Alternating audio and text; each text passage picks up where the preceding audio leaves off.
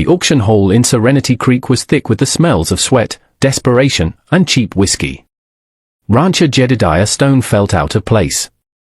He stood at the back, his weathered hands turning the brim of his hat, watching the grim procession. The year 1887 had been cruel.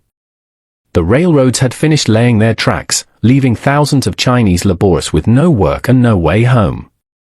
Now, desperate men, and even children, were being contracted out for pennies a day to mines, farms, and anyone with coin to spare. At 45, Jedediah owned one of the largest cattle ranches in the foothills of the Sierras. But the sprawling homestead was silent, the grand house empty of laughter. His wife, Eleanor, had endured 15 years of heartache, each barren season carving deeper lines of sorrow into her face.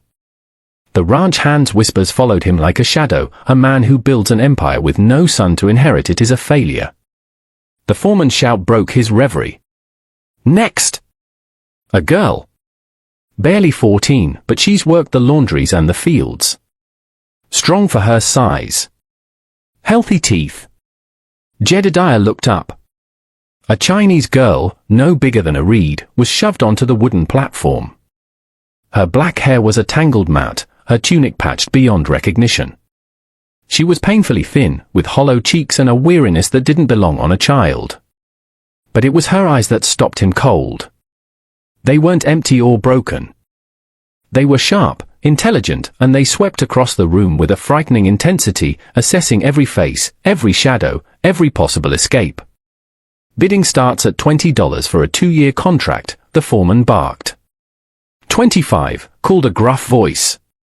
Jedediah recognized Silas Croft, a foreman from the Black Mountain Mine, a man known for working his laborers into early graves. 30, another voice countered. Before he had even formed the thought, Jedediah found himself stepping forward, his own voice cutting through the noise. $40. A hush fell over the hall. $40 was a fortune for contract labor, more than the girl could earn in 4 years. The foreman's eyes gleamed with avarice. $40 from Mr. Stone. Do I hear 45? The silence held. No one in Serenity Creek bid against Jedediah Stone when his jaw was set like that. Sold. To Mr. Stone for $40. As Jedediah walked to the front to sign the papers, he met the girl's gaze. He expected to see fear, or perhaps relief. Instead, he saw a flicker of something he couldn't place. A cool, calculating appraisal. The foreman handed him a smudged document. Her name's my parents took the fever last winter. You got a good worker, Mr. Stone. She's quiet, won't cause no trouble. Jedediah folded the paper and turned to the girl. Up close, he could see the fine bones of her face, the intelligence warring with the exhaustion in her eyes. Her hands, though calloused, were small and delicate. He touched the brim of his hat, keeping his voice gentle. Miss Mai. I'm Jedediah Stone. You'll be coming with me to my ranch, he spoke slowly, assuming she understood little English. She watched his face for a long, unnerving moment. Then she spoke, and the world tilted on its axis. Her voice was quiet, her English was perfect, without a trace of an accent, and her words were not those of a frightened child. Mr. Stone.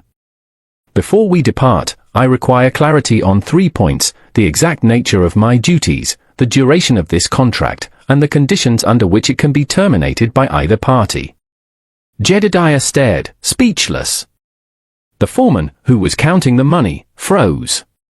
Every man within earshot turned to look. A Chinese waif, sold for $40, was negotiating terms in the Queen's own English. He finally found his voice. You speak English? Among other things, she replied, her gaze unwavering. You have not answered my questions. Jedediah, shocked out of his pity, found a flicker of respect. This was no ordinary child. Your duties will be general help at the main house. Cooking, cleaning, tending the garden.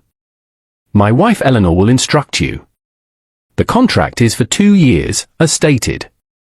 As for termination, if your work is unsatisfactory, or if you attempt to run away, you'll be returned here. If I or my wife are unjust, well, I suppose you have little recourse in the law. She seemed to consider this, her small chin held high. And will you be unjust, Mr. Stone?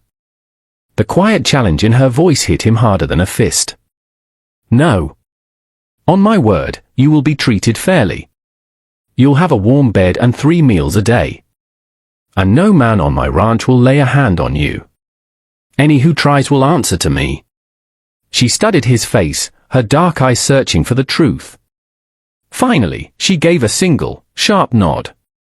Very well. I will accompany you. The ride to the Stone Ranch was a long one, winding from the dusty flats of Serenity Creek up into the golden, oak-studded hills. Mai sat stiffly on the wagon bench beside him, her small bundle of possessions at her feet. She said little, but Jedediah felt her eyes on everything. She wasn't just watching the scenery, she was memorizing the landmarks, the turns in the road, the position of the sun.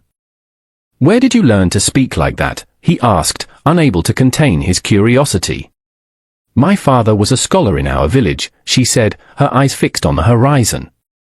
He worked with American missionaries before we came here. He believed knowledge was the only wealth that could not be stolen. He was a wise man. He is dead, she stated, a simple fact devoid of self-pity. The finality of it silenced him. He pulled the wagon to a stop on a ridge overlooking his property. Miss Mai, I want to be clear. You are coming to my ranch for honest work. Nothing more. Any man who would harm a child deserves to hang, and I count myself in that. She turned her head and looked at him fully for the first time. The appraisal was gone, replaced by a flicker of something else. Understanding. I believe you, Mr. Stone, she said, her voice barely a whisper. As the sun began to set, they arrived at the ranch. It was a sprawling operation, the main house built of thick timber and river stone, with a wide porch that wrapped around it. A massive barn and several outbuildings dotted the landscape, and in the distance, cattle grazed peacefully. It is large, Mai said softly. Took me 25 years to build, Jedediah replied with a quiet pride that felt hollow even as he said it. Of course, with no children, it'll likely be sold off to strangers when I'm gone. A woman came out onto the porch as they pulled up. Eleanor Stone was a handsome woman of 40, her blonde hair streaked with silver. But the hope had long since faded from her blue eyes, leaving behind a permanent sadness. Jedediah, she called. You're late. Business in town, he said, climbing down and turning to help Mai from the wagon. Eleanor, this is Mai. She'll be helping around the house. Eleanor's eyes widened as she took in the girl's ragged state. Good heavens, child! You're nothing but skin and bone. The foreman said she's a hard worker, Jedediah began. Nonsense, Eleanor cut him off, her voice taking on a brisk energy he hadn't heard in years. She moved toward Mai, her hands fluttering. We'll put her in the spare room upstairs. Come along, dear. Let's get you a hot bath and a proper meal before you fade away completely. As Eleanor led Mai inside, her arm protectively around the girl's thin shoulders, Jedediah watched from the porch. He had thought his wife would be pleased with the help, but this was different. It was as if a long dormant part of her had suddenly awakened. The next few weeks fell into a routine. Mai was everything the foreman had promised and more. She was intelligent, efficient, and learned every task with astonishing speed. But it was her effect on Eleanor that was most profound. His wife began to smile again. She taught Mai her own mother's recipes, showed her how to arrange wildflowers, and in the evenings, she read to her from the novels she had long since put away. Jedediah, too, found himself drawn to the girl's quiet intensity. One evening, he found her in his study, staring at the books that lined the walls. Can you read them? He asked.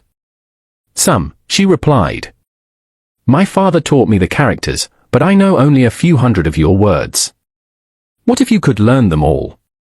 Her head snapped up, her eyes wide with a hunger he recognized. You would teach me. I would, he said. And so, their evenings changed. After the chores were done, Mai would join him in his study. He taught her to read and write, and to his surprise, he found she had a brilliant mind for numbers. She grasped the complexities of the ranch ledgers, asking sharp questions about profit margins, feed costs, and market fluctuations. "Why do you want to know all this?" he asked one night. She looked at him with an unnerving seriousness. "My father said that in this country, a person's worth is measured in dollars. I wish to understand the measurement." The words chilled him. This child had seen a side of the world he could barely imagine. As autumn deepened, the first sign of trouble appeared. A new ranch hand, a swaggering young man named Caleb, began to watch Mai with a proprietary air. One afternoon, he cornered her by the stables. "Getting mighty comfortable here, ain't you?" Caleb sneered, blocking her path. "Maybe you're looking for a different kind of work. One that's more friendly." "Let me pass, Caleb," Mai said, her voice low and steady. "Not till you give me a smile," he said, reaching for her arm. He never saw the iron bucket she was carrying. She swung it in a low, vicious arc that connected squarely with his kneecap. Caleb howled in pain and dropped to the ground, clutching his leg. "I do not smile on command," she said, stepping over him without a second glance. When Jedediah heard what had happened, he confronted Caleb. "Pack your things. You're done here." "But Mr. Stone, the foreign girl, she attacked me." "You're lucky she didn't do worse," Jedediah said, his hand resting on the Colt at his hip. "You have 10 minutes. That night, as Jedediah worked on his accounts, Mai came to his study. She stood silently in the doorway until he looked up. "Mr. Stone," she began, her voice tight. "I was not entirely truthful with you when we met." He put down his pen. "Go on." "My father, he did not just work with missionaries. In Serenity Creek, he kept the books for a powerful man, Mr. Fang. He controls the labor contracts and other businesses in the Chinese Quarter." Jedediah felt his blood run cold. He'd heard of Fang, a man who ruled through fear and influence. "Why are you telling me this now?" "Because Caleb has gone back to town. He will be angry and looking for revenge. He might go to Mr. Fang. And there is something Mr. Fang wants from me." She hesitated. "Before my father died, he had me memorize the contents of a certain ledger. A record of payments Mr. Fang has made to important men in this county. Sheriffs, judges." Jedediah stared at her, the scale of the danger settling over him like a shroud. "He thinks you have this ledger." "He does not know what I have," she corrected. "But he knows my father trusted me. He will assume I possess something that could harm him. He does not like loose ends." The attack came a week later, under the cover of a moonless night. It wasn't a raid for cattle, it was a silent, purposeful assault. 10 men, led by Caleb, rode toward the house. But Mai, who slept with the senses of a hunted animal, heard the muffled hoofbeats first. She flew to Jedediah and Eleanor's room. "Riders coming." "No lights." Jedediah was instantly awake, grabbing the rifle he kept by his bed. He woke his most trusted hands while Eleanor and Mai barricaded the doors and windows. The siege began. Shots splintered the wooden walls of the house. "Stone!" Caleb's voice yelled from the darkness. "Send out the girl.